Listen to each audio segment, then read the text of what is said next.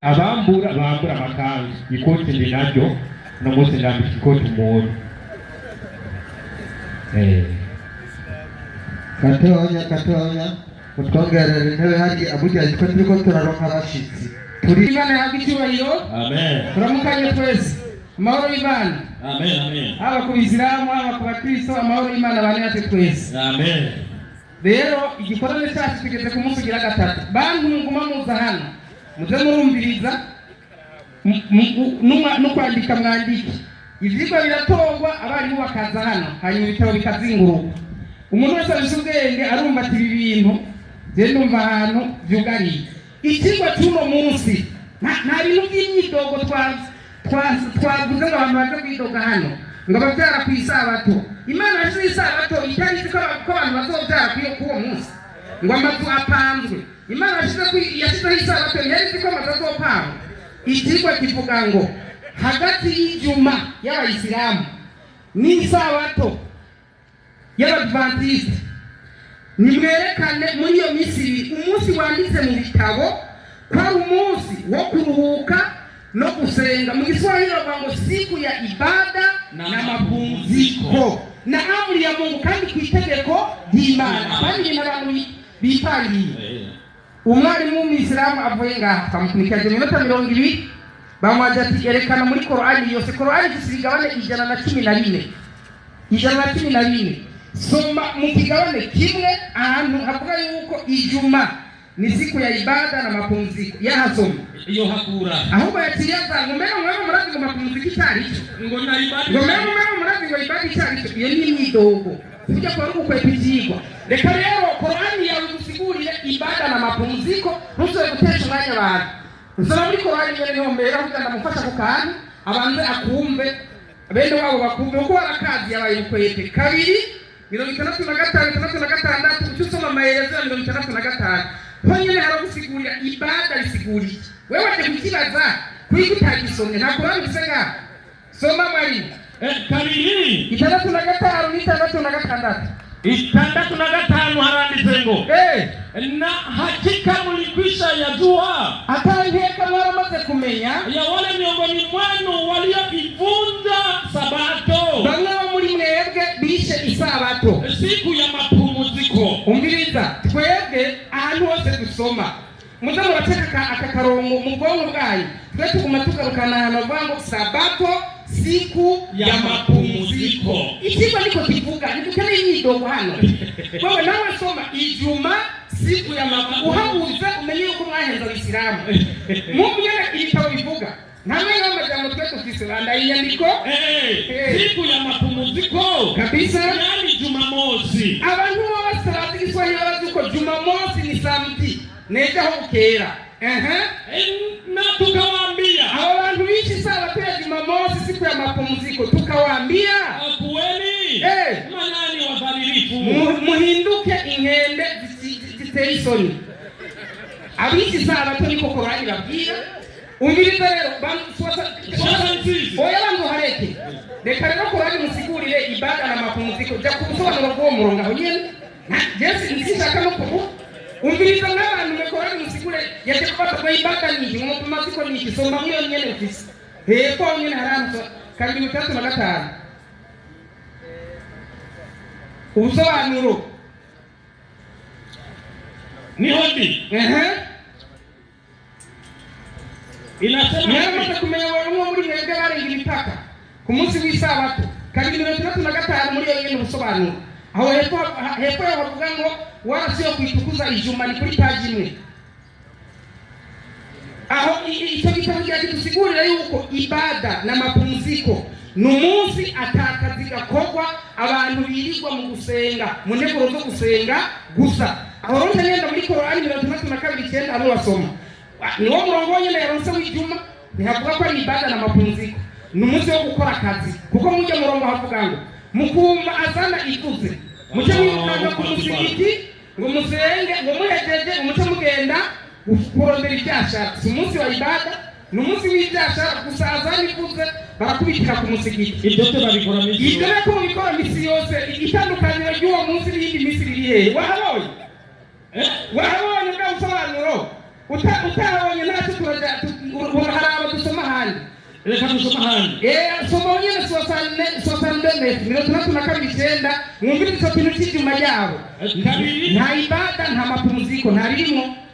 Soma 62:9 Qur'an 62:9 Qur'an haranditse ngo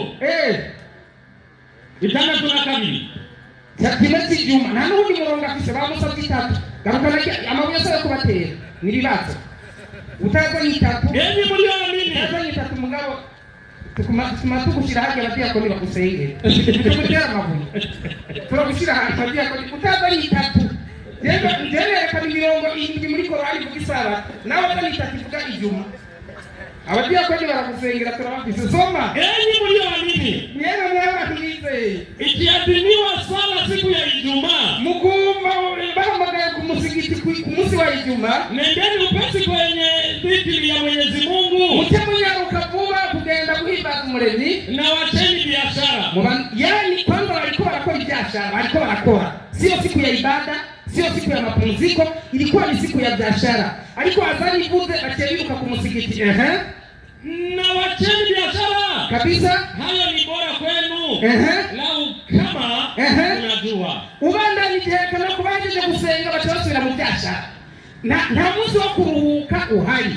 Mugumviriza Qur'ani kumikusubiriramo neza yuko isabato ni ibada na mapumziko 4:154 muri Qur'ani tukufu 4:154 muri Qur'ani tukufu. Aho niko ndaza kunyandiko zerekana ngo isabato siko ibada na mapumziko nawe byerekane ku Ijumaa iyo Juma yayo ukabibura mwarahenza abantu ni ikintu cy'ihimbano Muhammad yazanye n'abagendanyi biwe.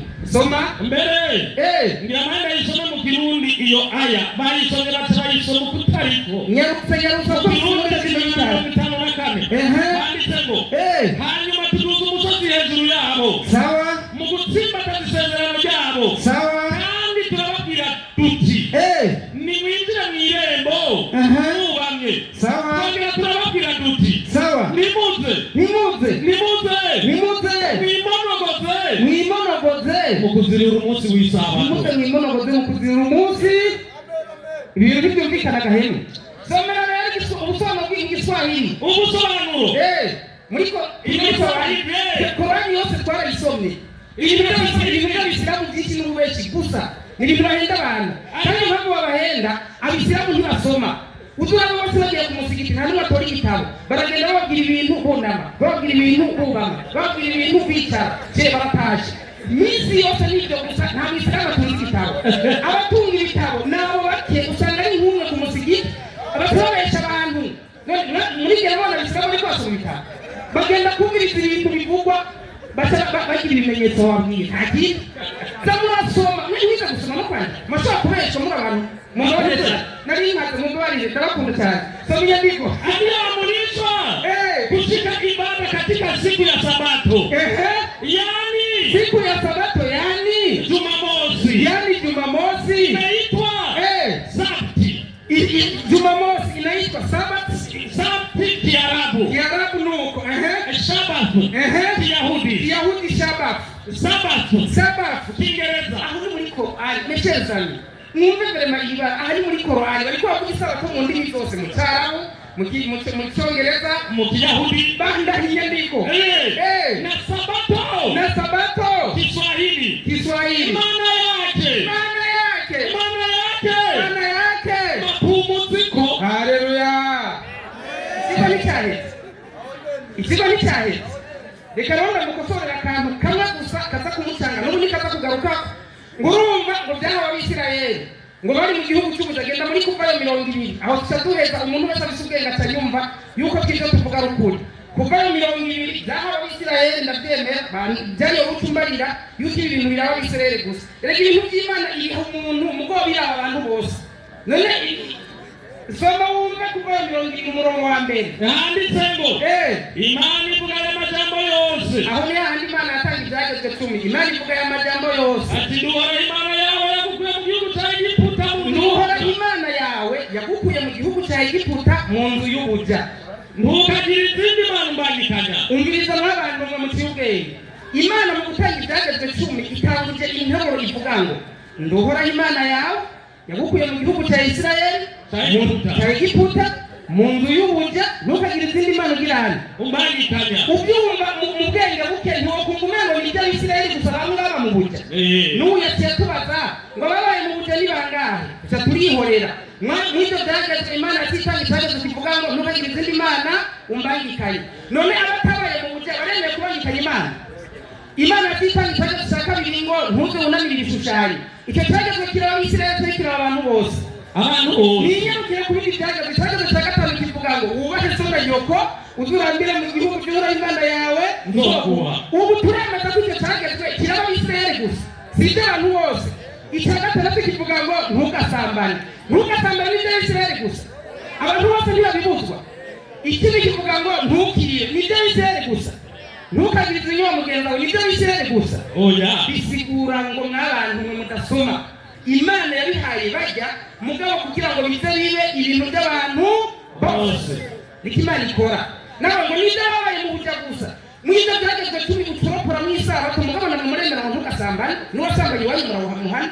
Imana yabitanze ku rupapuro rumwe kwanza ku bisate by'amabuye iki ni ikintu cy'ubwenge none rero byahawe Abayuda Yohana 4:22 ibintu byose dufise Imana yabihaye bajya ba Mose bande bose bajya barabisirayeli mugabo Imana yabihaye ibi bakishaka ariko bize by'abantu bose na Bibiliya nta murundi yayanditse mugo turayifise Imana yabihaye bariya niko Imana imeze Imana yatora umuhanuzi umwe Yesaya ikamuha message ariko message izofasha abantu bo ku isi yose 22 Yohana 4 handitse ngo mwebwe musenga icyo mutazi mwebwe musenga icyo mutazi tweho dusenga icyo tuzi kubera iki kubera yuko agakiza kava he gaturuka mu Bayuda haleluya isabato yahawe Abayuda none bivuze ngo agakiza gaturuka hehe mu Bayuda ijuma nayo yahawe Muhamadi hariya imaka ntagakiza kazana imaka nta n'umunsi n'umwe ibintu byose by'Imana na Yesu yari Umuyuda ariko yari umwami w'abantu bose itugomba kucyumva aya yatezana rero akamugo ngurumva ngo bajye mu ngezo ngo z'ubwoko ngo batora amanu mu bugaragwa yego kuko bari mu makambi ntibayima mugabo byagenze gute bamaze kuva mu bugaragwa Yosuwa 5:12 zamurasoma nk'abantu barabahenda bavuye mu bugaragwa ngaje tuzoyiza twite uraza muhira uzana n'abashitsi 30 ngo bazimana bavuye mu bugaragwa kwisatima nadoheza tugategura byinshi n'Abisirayeli baha ingero zibiri ku munsi wa Vendredi ibyuwo munsi biryakeye hano tuba turi mu bikorwa byinshi bisaba amahera y'ivugabutumwa gufasha abagwaye muhira twatetse twashagije tumeze neza Imana yaduhezagiye soma 5:12 umviriza bukeye umunsi wa Pasika ushize kabisa bajya igeza muri icyo gihugu bakabazigeza muri icyo gihugu bacumba udutsima tutambiwe bajya n'impeke zikaranze kandi uwo munsi nyene bariye kubyeza muri icyo gihugu bamaze gushika muri kiya gihugu ibyeza bamaze kurima bikera bariye ibyeza muri icyo gihugu manu niyongeye kuboneka birumvikana uno munsi turarima tukadandaza ku munsi wa gatandatu ariyo Vendredi kwijuma tukarondera byinshi ku mugoroba tukaca twitegura tukaja mu isabato bukeye twirirwa muri ibada icyo bita ibada twirirwa mu nteguro yo gusenga mapumziko ni uguhagarika ibikorwa bya misi yose tugakora ibikorwa by'Imana gusa Yesaya 5:13 wowe wavuze ngo ibada ni iki Imana yavuze ngo uwo munsi uzuba umunsi wo gukorana kwera ni umunsi w'amakoraniro apana gusimbira mu musigiti iminota 15 ukasubira mu byashara ngo ni siku ya ibada iyo si ibada siku ya ibada umunsi wose uhera muri ibada Yesaya yavuga ngo urumva ngo none pasipori ngo ntanyonga umuntu wangaje mu butozi bwa 10 ngo baririzi ngo ntibagira hano ngo ntibikorera amabafu kuko gufata akazi kacu k'ibyashara 13 Yesaya 5:8 niba kuri kirenge cyawe ntukandagire isabato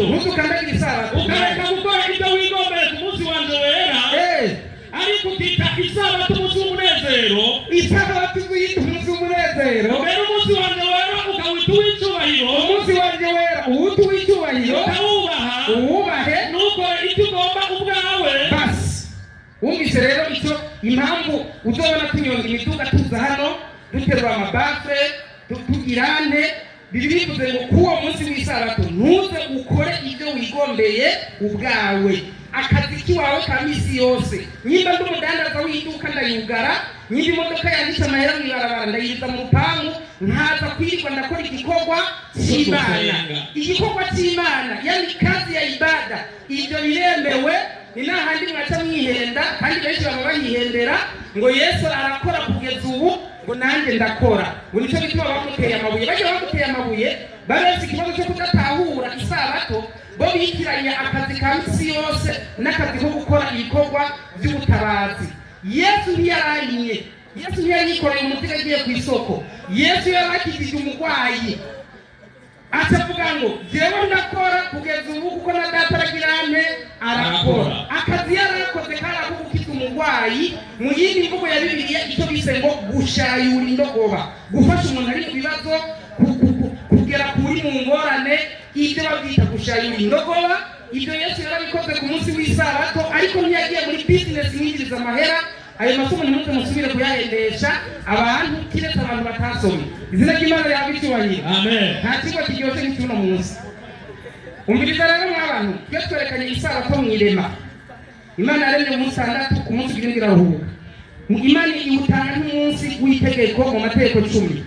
Abahanuzi n'abavugishwa n'Imana bose bubahiriza isabato. Yesu yubahiriza isabato, intumwa zubahiriza isabato. No mu bihe bidashira abantu bazoruhuka isabato. Ayo masomo yose turayafise muri Bibiliya no muri Korani. Mwabisiramu mwe namwe nimwerekana iyo juma yanyu muri ibyo bihe byose. Dukompare turaho abantu bafite n'ubwenge cyangwa ibintu byanditse bishingika intare byanditse byereka n'izo periode zose turafise isabato. Aha aravuga kuyiboma muri gucura intimba kabiri ngo Imana ikuyama sabato mu Siyoni itajya turaza. Cyari igihe i Yerusalemu hari habwa mu n'umwami Nebukadinezari mu 605. Batura imyaka 70 barajyamo inyagano i Babuloni. Yerusalemu harasambutse. Icyo gihe nta masabato, nta misi mikuru, nta gahunda n'imwe. Mugabo muri Yeremiya 12:5 havuga ngo iyo myaka 70 iheze niyo bamazeyo, Imana izobagarukana mwongere gusubira muri gahunda. Bamaze kugaruka barasuye barasana igisagara, barubaka urusengero mu kiringo cy'isengero amahinga 70. Gahunda zirabandanya nk'uko ibintu Imana yabitanze kera. Iyo periode bari mu burya gusa niho aza gusoma muri Habakuki ngo Imana ngukuye amasabato i Siyoni. Nta kindi gihe na kimwe uza kuronka kuva Imana ipahinga ibintu muri Edeni gushika mwijurisha no mwisisha ahantu isabato itari ku bantu b'Imana. Kiretse abahakanyi baza bacomeka n'ibintu byabo nka Muhammad yaje gucomeka ijuma, si Imana yayitanze. Subira kandi 40 Korani. Iteko ry'isabato ryatanzwe n'Imana. Bijya byo muri Korani 2:32 ni Imana abivuze. Imana abivuze ni Muhammad yeye yivugiye. Nyimba atari abagenda y'ibintu. Mu gisabato ni amri ya Mungu. Kandi 40 musomaji. Umwanya wambere n'inyaruka. Kandi 40 iyo yose Korani oya iyo muri takatifu ni sawa. Cyane ikirundi imwe basikuye muri 2020. Hari iyo basikuye mu vuba hari ni bagiye baragoreka. Kandi inyandiko ziracyari batuma kwetera arambitsemo kandi n'ibintu yose turazifise. Ariko muri pewa kitabu ariko ntangorane mu Faransa kuvuga ngo traduire c'est trahir. Uri kurahindura mu ndimi kuyenda birumvikana. Ikosa nuko bashingira kutwo bihenze bagakweta ukuri. Na icyo ntangorane idindimi turabizi. 40 Korani. Muri pewa kitabu. N'abantu bahawe igitabo. Amini tuliyo yateremsha yasadikisha yale mliona. Nimeema icyo twabanuliye bihuye n'ibyo bari musanze mufise. Kabla tutazigeuza nyuso zenu, tutarahindukiza mu maso hanyu tukazipeleka kisongoni. Hakaraba inyuma. Siku ya mapumziko. Oya umurongo umare neza. Au tukawala. Kisongoni au tukawalani. Cyangwa tukabavuma kama tulivyo walani watu walioharibu siku ya Sabato. Cyangwa tukabavuma nk'uko twavumye abantu bononye batituye ubweranda bw'umunsi w'isabato. Na amri ya Mwenyezi Mungu. Aho niho duhagaze. Ikigo cyacu kivuga ngo nuwe munsi wo gusenga nk'itegeko ry'Imana. Muri uwo murongo atavuga ngo na amri ya Mwenyezi Mungu lazima kufanywa. Itegeko ry'Imana ni ngombwa rigirene yubahirizwe. iteko ry'Imana hagati y'isabato n'ay'ijuma ni irihe twisunze ibitabo ubusobanuro mu mategeko 10 harimo isabato amri ya Mungu ubusobanuro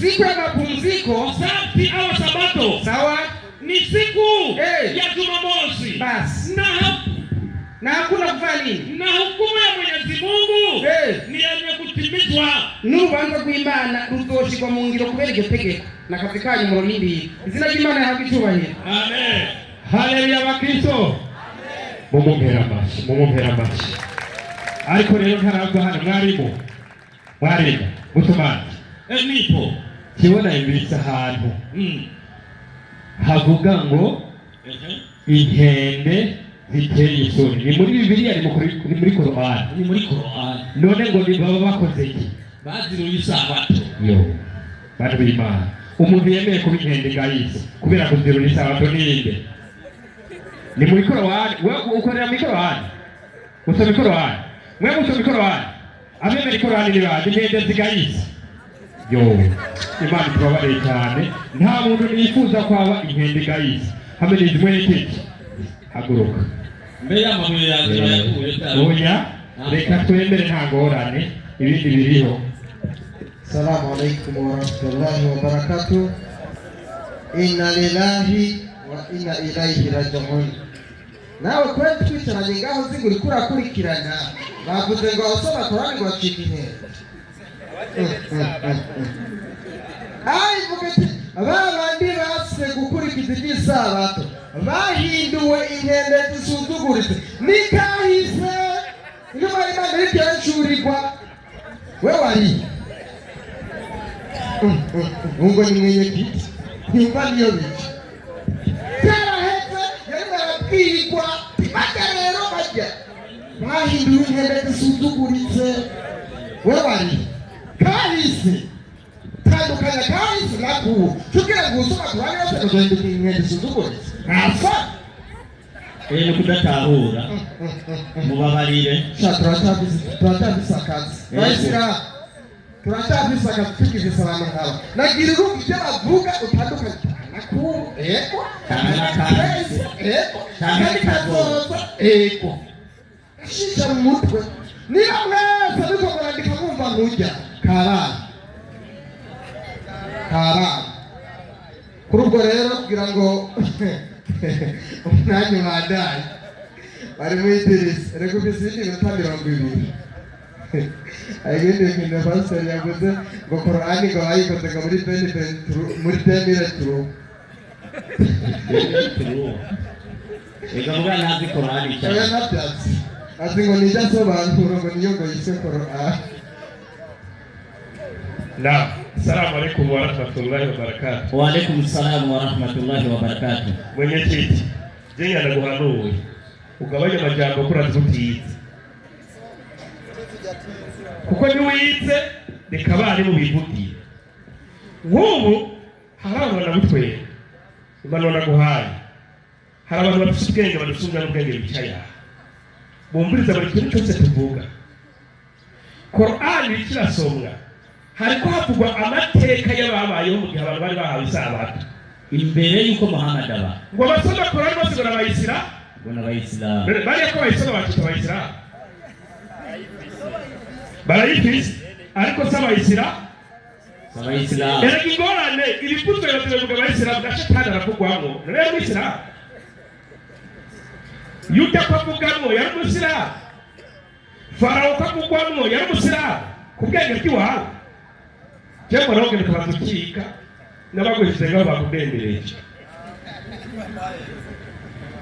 atasoma Korani 2:6 somera honyene na maelezo yayo 3:6 6 inasema havuga wiki na kwa yakini ati mu byukuri mmekwisha wajua wale walioasi yaramaze kumenya bari yasobi kirundi zo Kiswahili mwaramaze kubamenya babandi bahakana wale walioasi miongoni mwenu katika amri ya sabato muri mwebwe abari bahawe itegeko ry'isabato miongoni mwenu muri twebwe hariho akagwi kari karahawe iki isabato nakagwi Sana bose wakisema nyongoni wewe umbi. Wewe umbi. Badanya. Miongoni mwenu walioasi siku ya Sabato. Basi tukaamua yoni bali puka tu tuchaturagiriki tukaamua kuweni manyani wadhalilifu. Imani cyogeye kitagitege kuko bahigi bacikigende zisuzuguritse kubera abana bari kubahiriza iki Isabato nari bivuze Isabato igeze bagumaho bari sawa ndiyo Isabato igeze barongipuye mu ijuru mugabo namusinyeke mupangishije amazu mu mutoza mahera hagera ku Isabato muza ngo muje gusenga pasitori agahemberwa ku kazi mugaca mubesha abantu ngo muraruhutse sibyo bavuze Mayahudi walipewa adhabu hii ati icyo cyari gihano reka Mayahudi we murimwo bandanya walipewa adhabu hii bahawe icyo gihano kwa sababu kubera yuko Allah alipotaka watumie siku ya Jumamosi yari yashatse ko bakoresha uwo munsi w'Isabato kuwa Sabato yao kuba Isabato yabo wewe urimo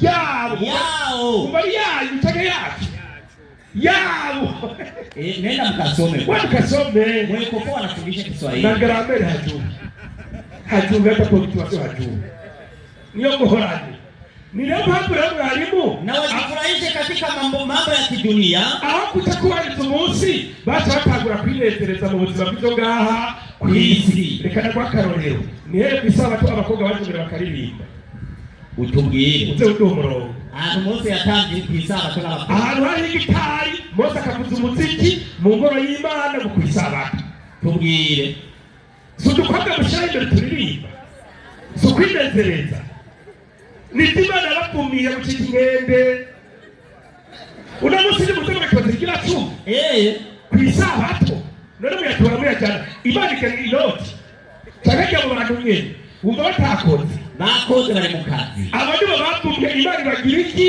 ingende kubera ko byabo biri mbere wanashaka na Bibiliya iremera ko bakumye Yosuwa indwi no wanjanye muri Yosuwa zari kujana Yosuwa indwi 12 urabigera ngakumye waza tukiza tutaze turabiye Yosuwa indwi 12 yanikiragira iki igira kwiki icyo nicyo gitumye Abisirayeli Abisirayeli badashobora guhagarara imbere y'abasi babo bakabindika ibitugu imbere yabo kuko bahindutse ibivume nari mani baze kubapuma aho bari barindiriye icyo umuriro ntimurindiriye umuriro ko mwapumye acaraza kwa Yesu ngo Yesu yari umwami ngo w'Isabato yasomye kuvayo 20 umurongo w'8 acakira ikibazo ngo mu mategeko 10 y'Imana ngo hari mu itegeko ry'Isabato ngo rigira 8 mu mabwirizwa y'Imana asomye Bibiliya warayahera hejuru ngo mwibuke kuziririza umunsi w'Isabato atubwira ati mbere amabwirizwa yari 10 harimo n'iryo ry'iki ry'Isabato reka nane murashe ubwenge bw'iwe kuri nyandiko Somalia 13 kuvayo 2013 kuvayo 2013 hagira hati ngwiki ntukice hebe sidirizwa rivuga ngwiki ntukice niriri muri 10 sibyo uriya mwarimu yatanguye ataba kuvayo 3:15 soma nayo kuvayo 3:15 cyenda bajyana mu race ko nebe y'ishuri mu minsi 6 apana kutara mutize ni ngorane abari ibikorwa bikorerwa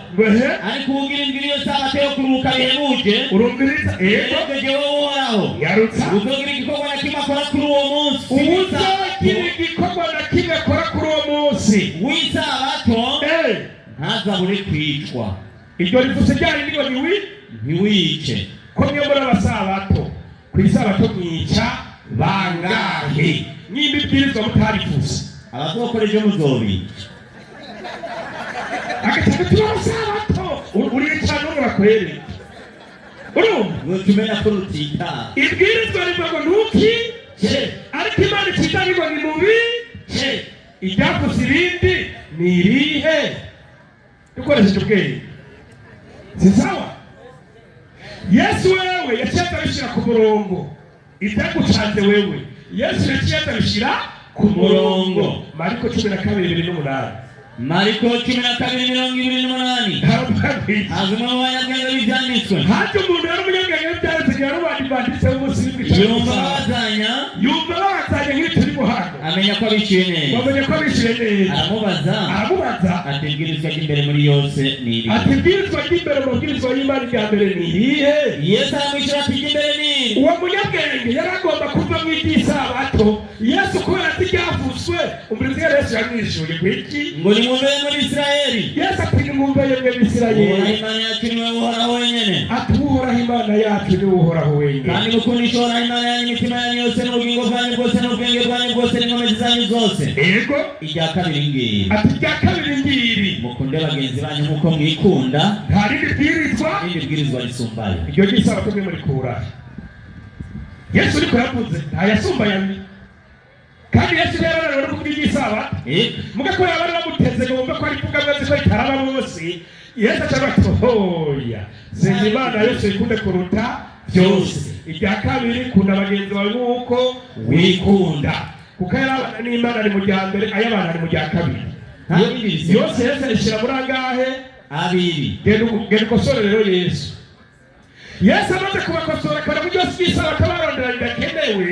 Yesu acababwira ati ahubwo muri n'abaginga ku isabato muragira ibi n'ibi. 7:22 Yohana. 7:22 umviriza idini Yesu abahaye. Yaratanguye guserebura hajya.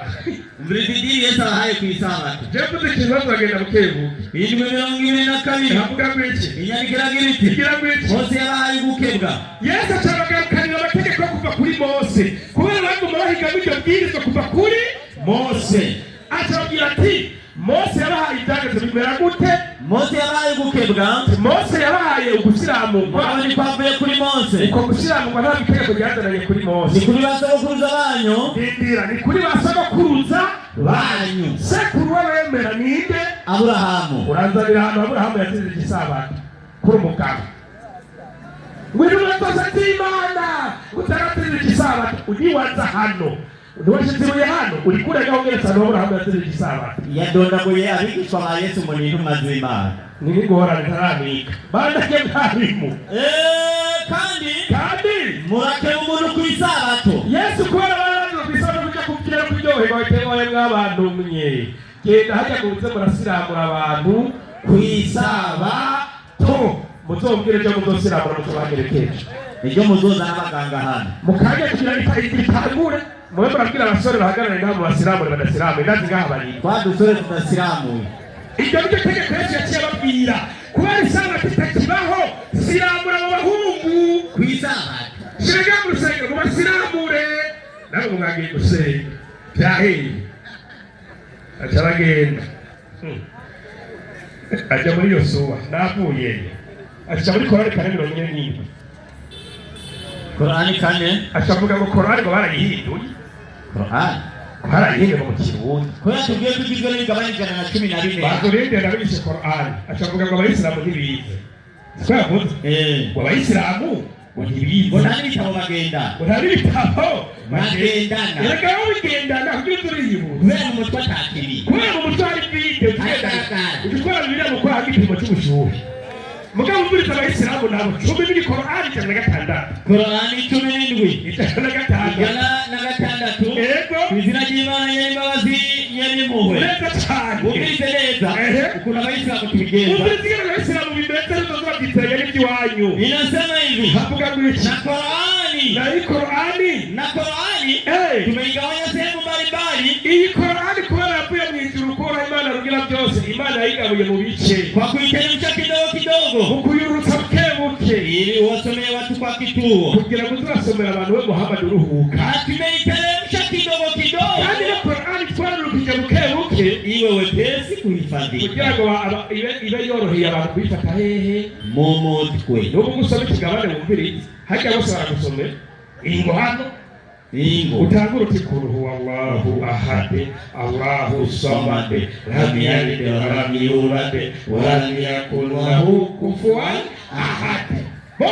Boss kwa bihehe naza dusomera akagabane kamwe kamatayo muri Bibiliya. Itwengere ngano naho mu miliyoni ngana cyoshobo.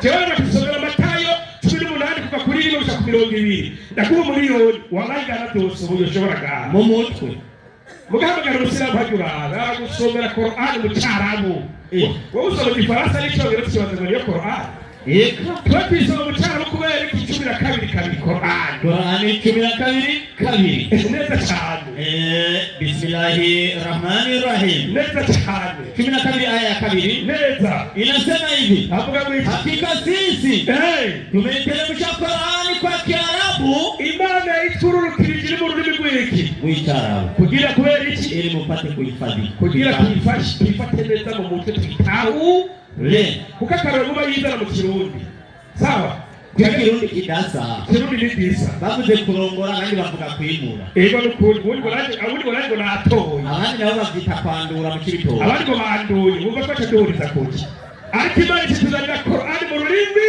rw'icyarabu nicyo gituma kuvuga ntara mu bara Allahu akbar Imana niyo nkuru abana baba babyumvise oya genda mu bushiri muvuge ngo Yesu ashimwe barakwashika ni urasara urakwaye urumva muga kuba turi mu idini y'ukuri ibintu byose biri ku murongo abasilamu rero bize sibyo wewe wiyumviye oya barafite ibyo bize byabo by'ukwemera kwabo acaragenda azigaye hari badabiri bintu igihe ndashaka kuyenga acaratubwira ati nta hantu na hamwe muri Qur'ani handitse ngo umunsi wa Ijuma n'umunsi wa mapumziko Mana y'Uburundi mwe mwagize murasoma Bibiliya siku ya mapumziko siku ya kuruhuka mu by'Imana ibaho Imana yabwiye abakozi barya arushe umugore akabyara ababaye byarafuditse baratubaye kugira turuhuke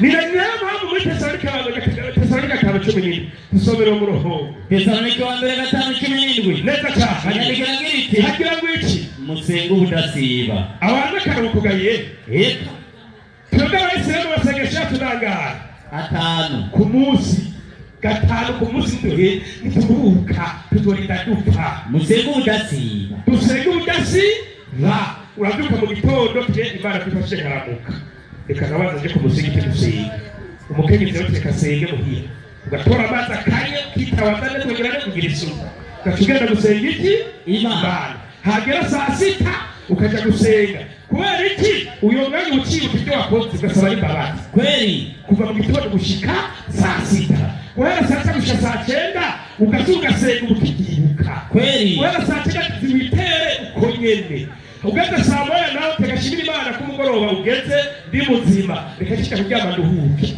sawa nuko ubuzima bw'umwisilamu bupanze nta kuruhuka bihari tuzoruhuka ku munsi w'imperuka tujyana mu ijuru nabo ni siku ya ibada yani wanafanya ibada siku moja kwa wiki bataenda kukuri bichi kukustarehe siku moja umunsi nzima Imana yakuranye iyakumaze ugacufata Imana mu minsi yayo ukayihereza umunsi umwe mu wundi akotaka suku seka suku musuku mu Imana agacabye ngo arindiriye iki ijuru n'ingorane arigasa acamarira ati Imana yaraganye mu minsi 6 umunsi ugirindwi iraruhuka wayibeshiye itanguriro 2 so itanguriro 2 inyandiko niyo nyene yasomye yonyene ijuru n'isi n'ose wakurema bene birimo byose by'isinzi reka nibariza abantu ijuru n'isi nonosogwa kurema iyo inonosoye byose abasigaye iyo kikoreye nakubwira hari igisigaye umuntu yubatse inzu agaheza aguma yubaka ntiyahejeje none Imana yabihejeje byose wagomba ikikora iki wowe tuvuga ngo yaruhu wowe nanga ku isi hageze ku isabato iby'ubuzima uba wahejeje ntusubira birahetse urubati ngeze ku isabato birahetse sizosubira urumva hadusaba gukora no gusenga hadusubira ibyo birahetse n'ibyo nyigisha niyo hereza abantu uriko urazimiza abantu bandanya bene ibyo mwisi byose bene ibimo byose by'isinzi ku munsi ugirindwi Imana igira gute inonosora ibikorwa byayo yagize gute yakoze iyo unonosoye wakoze ntiwakoze wakoze iyo yarahejeje we yumva ko ari kuryamira sinzira ariko yagumye yaba inonosora nicyo gituma bigume tunonosora no ku munsi w'isaba tugaca tugenda no mu bikorwa konderasiyo twabijya n'udutera amanga kibarega bati oho uno munsi ndaguhimba ukwiye wewe ndaguha akarorero uzorabura abantu babiri mu nzu ntajya muzoroha zirenza babiri ndakurahira muzoteka niyongeramo n'uwa gatatu nawe arafungura n'uwa kane ararya kubera Imana yamaze kumwandikira ko uwo munsi azakugira gute gufungura iwanyu aho ni kubemera Imana ariko ngira ntiyatawe icyo bita kunonosora ni ukuraba ko ikintu kiba nkenerwa nicyo gituma n'inzu wayubatse nubwo umuyubaka ni finisaje mugabo uraraba ati hajya ahantu itafari ryavuye nkahajya reka ndatera isima wakoze ntiwakoze ingorane ni mu mutwe twebwe dusenga ubudasi n'akaruhuko ku mwisilamu kahari kubera iki turazi neza ko umuntu wese azoharura ibyo yakoze kubera tuzi ku mizana bigoye dutegereza gusenga iminsi yose nta karuhuko na kamwe tugira aca bagenda mwarimu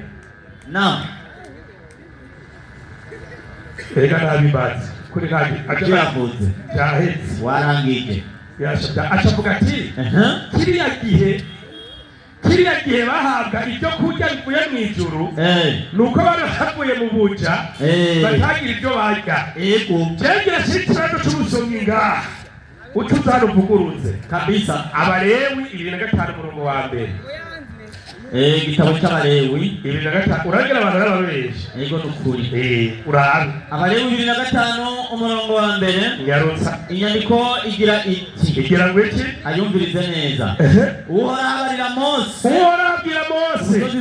ku musozi Sinayi barira Abisirayeli yuko nibashika mu gihugu nzobaha none nakubaza Imana ivuze kubwira Abisirayeli abandi bantu bari hajya icyo gihugu kize kigire ikiruhuko nk'isabato cyo kunyubaha icyo gihugu kizogire ikiruhuko nk'isabato yo kunyubaha jewe Uhoraho bandanya harabandanya hati yego muze harabandanya hati muze murime mu ndimiro zanyu imyaka itandatu kandi muri iyo myaka itandatu ariyo mututuriramo imizabibu yanyu mwamura imizabibu zayo umwaka ugira indwi uzobabera igihugu nk'isabato yo kuruhuka bihebuje nk'isabato yo kunyubaha jewe Uhoraho ntimuze muwurimemo mu ndimiro zanyu ntimuze muwututuriremo imizabibu yanyu ibyimeza bikurikiye ibyo mwimbuye ntimuze mubyimbure nimba abarundi dufise by'ukuri ari abasabato b'umunsi w'indwi ego batubwiye ko bavuye mu buja batari bafise aho barima bamaze gushika aho barima Imana ikibaha n'irindi tegeko rigira kabiri kabisa ati burya muzorima gusa imyaka 6 umwaka nawe ugira 7 nta gutora isuka nta kurima muzobumara atakurima mugivyibejeje uwo mwaka ugira 7 wose izoba ari isabato yanje jewe Uhoraho ikibazo ni ndarabona abantu banditse umunsi w'indwi baba umwaka bahimbaza isabato batarima nimba arabukuru niko kabazarangirije nimba mutarabishi nimba mutarabateka mutwe kabisa nijyari mu marumwaka wose muruhutse isabato salamu alaykum wa alaykum assalam wa rahmatullahi wa barakatuh Waislamu takbir Allahu akbar Wakristo haleluya mumependeza ibintu rero bikaba biriko biragenda neza cyane kandi mwese nibaza ko mumvira ingene byagenze neza